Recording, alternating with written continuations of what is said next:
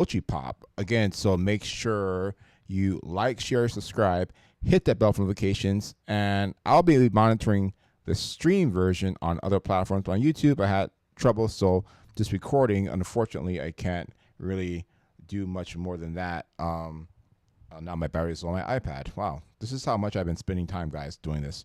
You guys have no idea how much time it takes to just get a stream together sometimes. And then when your stream gets blocked, it's like, what's going on? At first, I thought it was my internet.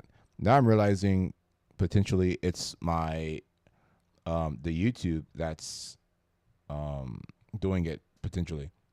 So yeah, I'm gonna have to record, like, upload this, unfortunately, because I can't stream it right now. Too much copyright stuff. I can't do anything. It's just too much. So I'm gonna just go over the Kcon LA 2025 and real quick. It's not gonna be a long video. But it can't be it can't be anymore because I don't want to waste too much time. I got to get going myself. So what's the lineup? Here's the lineup for Kcon 2024. Let's make sure I got that right for you guys. So, and I'm gonna go to the screen share full screen right there. All right. So here's the lineup. ASPA, big deal. ASPA's a big deal. So I highly recommend, if you haven't heard of ASPA, check them out. They're with SM. The next one is Troy Young, Gravity, HXW, which is from 17. I guess it's 2 members. H Hasa, Issue is Ive, big one. Isna, JO1, Key, big deal. So JO1 and Key is a pretty big deal. JO1's from Japan. They're a Japanese group. You can call it Japanese K-pop, but it's really just J-pop. People think J-pop copied K-pop, but K-pop was way before. Sorry, J-pop was way before K-pop. Yeah, there's been some evolutions depending on which producers would produce JO1. For example, you have some Korean producers or mixed Korean producers getting more out there to the K-pop world, like the XGs of the world. So JO1, for example, is a Japanese group. They sing in Japanese, and they may sing in Korean, they may sing in English at times, but they're still J-pop. But if they sing in Korean, you can call it K-pop if you want to. You also can argue that groups like even Blackpink is not fully Korean, but you have Lisa, who's Thai, right? And you have a lot of other groups. I believe Kiss of Life also has a non-Korean, if I'm not mistaken. And also, who else? Obviously, I'm not sure if it's debatable if you want to call this K-pop, but Cat's Eye, right? They have a group with non-Koreans, pretty much for the whole group, roughly. I think there's one Asian, but I'm not sure if she's Korean. I gotta double check that. Then, so the next lineup right here coming, I think, so I mentioned the JO1, so Key, Kiss of Life. All right, so Kiss of Life is a big deal. I actually would go just to see a little bit of them. I want to check out more of the music because I feel like I haven't really went through them, at least on the show. Like I said, I just react to most K-pop. I don't really listen to it on my free time. I just react to it on the internet, but it helps me kind of figure out what's out there. And Key is a big one because he's from Key. Sorry, you guys can't see that. He's from Shiny. So Key is from Shiny. So you have a Shiny member coming. We don't know yet if another Shiny member is coming, but Key for now, because I just saw Key like 2 days ago in live at the SM Town 2025 30-year anniversary. Key and the other guy, I can't think of his name, was there.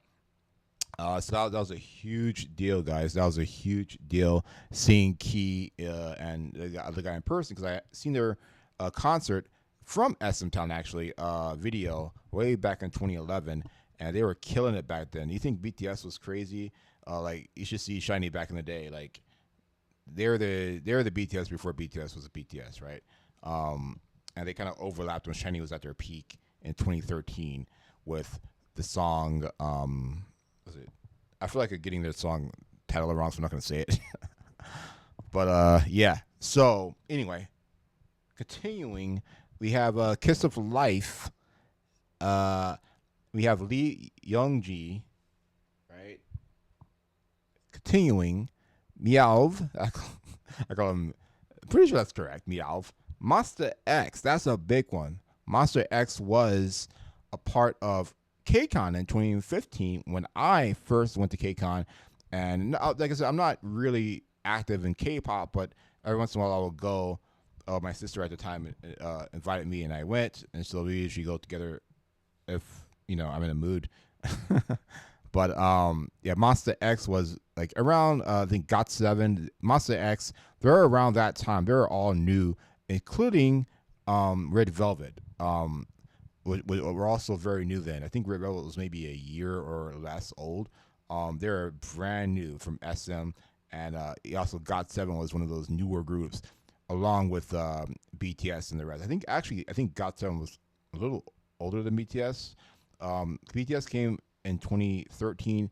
Got7 may have came around that time too. So they're probably around the same as BTS. Yeah, I think they're either slightly newer than BTS or like the same year. You guys comment below, but it was around that time. So we also got NCT 127. Like I said, I'm not an expert, so I can't say the exact year of every group. So like I just discovered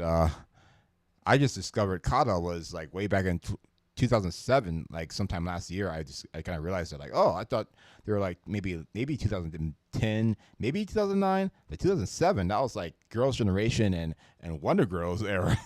You know what I mean? So that's pretty crazy. Like I said, I was never really that active, but I was observing them from a distance, and not really paying attention too much. Back to the screen share. And so we have NCT 127. We got NMIX. NMIX is not a new group anymore, guys. NMIX is pretty kind of getting towards what getting close to 5 years. I think they're maybe close to 3 years old, around 3 years old now. NMIX. I remember NMIX when I first was covering them. I think it was back in 2020. I didn't even cover them yet. I think my very first reaction video may have been NMIX, if I'm not mistaken. I could be wrong. But and that was 2023, so I think you're already like maybe a year old or less. I have no idea. You guys can comment below. What year did NMIX come out, guys? Let me know. Comment below if you know when NMIX. I can look at this. I can look this up right now, but I don't have the time. So sorry, I'm not the expert that you guys are looking for those details, but I will update you guys on who's coming. So nowadays.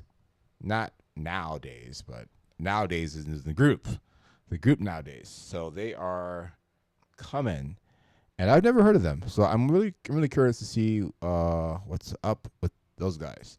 PH1 Harmony, I would say PH1, P1 Harmony, will be there. So I think that'll be a big one for the girls. I know the girls for sure like those guys, for sure. Like even if I know who they are, then all those females will definitely know. And then I'm not sure if they're in the last KCON. I don't think they were. Or yeah, you guys can comment below. Okay, Rise. I believe I did see them in 20.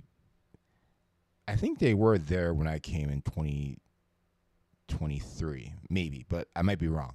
Comment below. Rory Kim. I feel like I heard of this guy. So continuing at Yuki and then Zero Base One. So Yuki, I think she's a kind of big one, and then Zero Base One. They've been there. This is the third time in a row they're going to be there in LA for sure, and because this is KCON LA. So KCON LA right here. See, so this confirms it. Okay, this is August 1st through the 3rd. If you guys are interested in going, make sure you buy your tickets now because they may be gone depending on who's there. If both Shiny members are there, if all 4 Shiny members end up coming, it'll be probably sold out. But Taemin, I believe, left SM. So unfortunately, I can't really confirm that. But yeah, I heard he left. So Taemin was in KCON Japan. He was there last year in KCON LA and the year before that in KCON LA. So Taemin is trying to just get out there and do his thing. I think he just wants more freedom. I understand. There was rumors that Taeyong was leaving SM2, but that's not confirmed. It's just rumors, and the likelihood that she's leaving is low because yes, Sunny did leave, but Sunny wasn't really doing anything, in my opinion. I don't think Sunny was doing anything.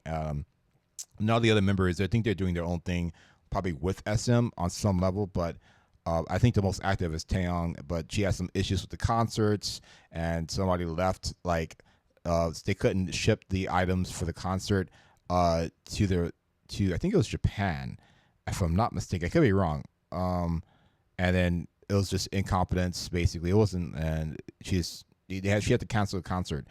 Because of that, people were thinking, oh, Taeyong's definitely going to leave SM, but nobody really knows, guys. If Taeyong was here in Kcon, that would be a pretty big deal. I would definitely probably go just for her because I haven't seen one member of Girls' Generation in person, so I think that would be a huge deal for me. Even Kata would be a huge deal. Twice would be a huge deal. I haven't seen Twice yet. Did Twice ever come to Kcon ever? Comment below. Any Kcon. It could be Japan, it could be Korea. I don't know. But did Twice ever come to Kcon? I feel like they did, but even BTS came to Kcon. I think maybe Blackpink may have gone. You guys can comment below. But yeah, list all the groups that have came in the last 10 years. And XG, I think when XG came in 2023, that was the first time I actually heard of them. But I think that might have been their first Kcon. I could be wrong. But yeah, so if you guys like that, like, share, subscribe, guys. Like, share, subscribe. And I'm not even going to play the music for this one because I'm trying to figure out what the copyright is on this video. What happened? I feel like it was my B-roll, but then it cut again when I went live on YouTube. I think they're just limiting me for some reason. And yeah, they're just limiting me. I'm not sure why. Let me see if I can hear myself. Yeah, so you guys like that? Make sure you like, share, subscribe, hit that bell for notifications, and we will be back for more news, Kcon updates. Until next time, peace.